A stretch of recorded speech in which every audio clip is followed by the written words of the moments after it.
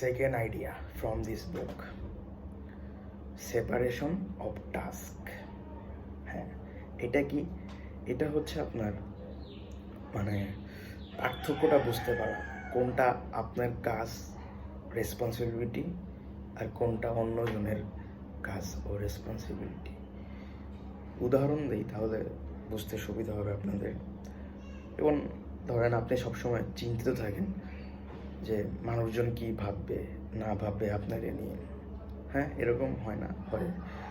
তো এইখানে এই বইয়ে বলা হয়েছে আপনাকে নিয়ে কে কী ভাবলো এটা তাদের টাস্ক, এটা নিয়ে চিন্তা করা আপনার কাজ না।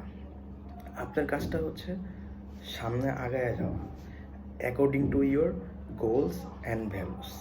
হ্যাঁ,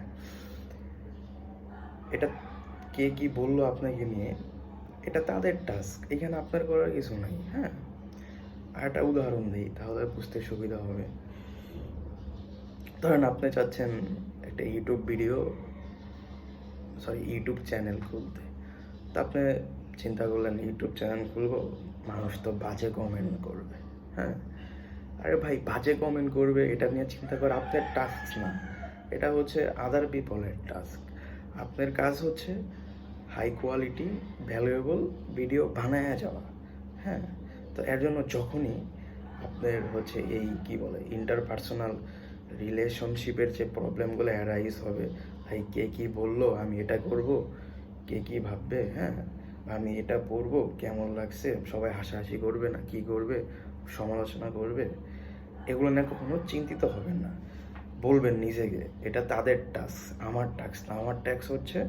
আমার টাস্ক বা আমার কাজ হচ্ছে আমার গোল আর ভ্যালু অনুযায়ী সামনে আগায় যাওয়া, নিজেকে ইমপ্রুভমেন্ট করা। হ্যাঁ, এটা যদি পারেন তাহলে কি হবে? হ্যাঁ, চিন্তা করেন।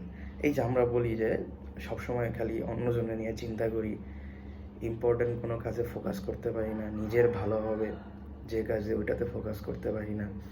আপনার যদি সেপারেশন অফ টাস্ক এই মেথডটা অবলম্বন করেন তাহলে আপনি নিজের কাজে ফোকাস করতে পারবেন।